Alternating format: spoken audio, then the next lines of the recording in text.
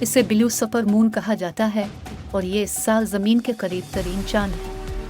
لیکن اس نام کا رنگ سے کوئی تعلق نہیں ہے، جیسا کہ نیوز ڈاٹ چینل کے عمر خان کو اس وقت معلوم ہوا جب وہ اسے قطر کی ایک نمائش میں دیکھنے گئے۔